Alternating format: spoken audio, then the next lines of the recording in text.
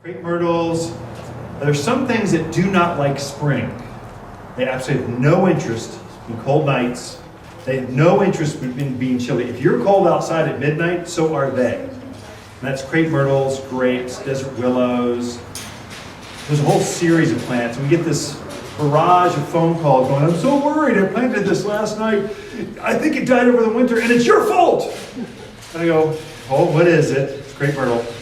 Just hold on, fertilize it, and it will come out of it. And sure enough, I look like a hero. Because, oh, Ken was right. It did come out. Oh, this fertilizer is the greatest thing ever.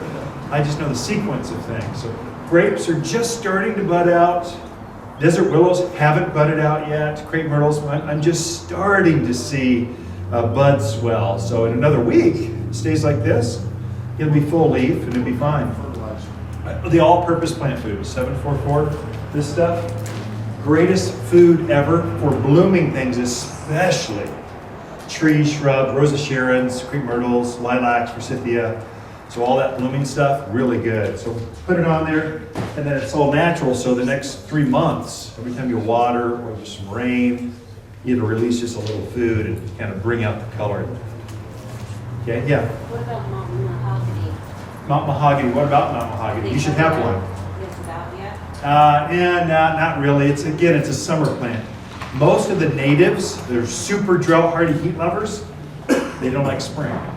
They love the summer. So summer's what they're waiting. They want it to be 90 degrees. If it can't be 100, at least make it 90 degrees. But mainly the nighttime temperature. If it's below 50, they're not happy. They're just like you and I.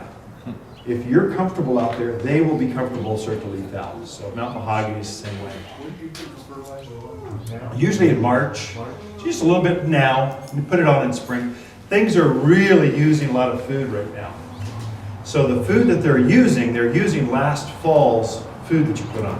So they've been taking that in and forming the flower buds, all these beautiful trees you're seeing, the bright reds right now. Those are not crape myrtles. Now you got me on a track. Those are crab apples and red buds. Those two plants are really, the pink ones are going to be red buds. They're short.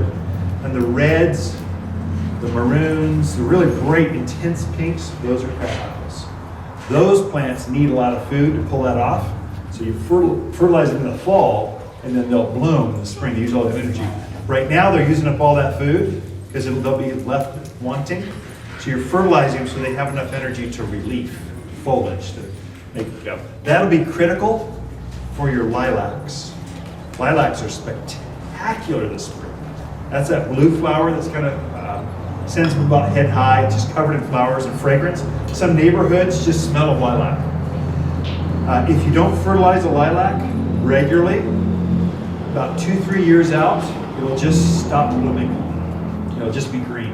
So we get this folks come in, oh, I bought this lilac from you.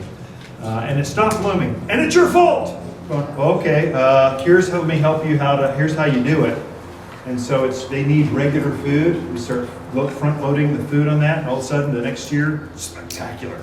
So have regular feeding for these things that bloom. They're very high, they need steak and potato stuff. Whatever you do, stay away from, is this on live now? Whatever you do, stay away from Miracle Grow. That stuff's garbage. Okay, so it's just salt-based fertilizer where it just loads up in your soil and affects your plants and it flushes out so quickly the plants can absorb it fast enough. You want to use a good, slow-release fertilizer. And since you're at Waters Garden Center, I assume that you're friends. For my friends, I tell them, don't put synthetic fertilizers or chemicals or petroleum-based products in your garden, in your landscape, because it's not good for any of us, because we're all drinking groundwater. Now I'm on my soapbox. Let me tell you why. These water-soluble petroleum-based products, they green things up like that, but they flush out of the soil faster than all natural foods. Natural foods are break down very slow over a long period of time, which is what you need in a landscape that's been rocked over and there's not a living thing showing in your landscape. There's none of this leaf mold. There's none of this recycled. Like the Midwest has this topsoil that's like 8 feet deep. Yours is like 8 millimeters.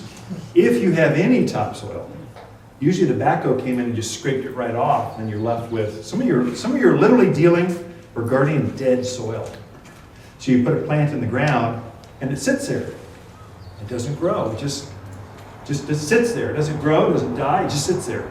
That's an indication that you don't have that, the soil is not actively alive. Your organic fertilizers help you re-energize things.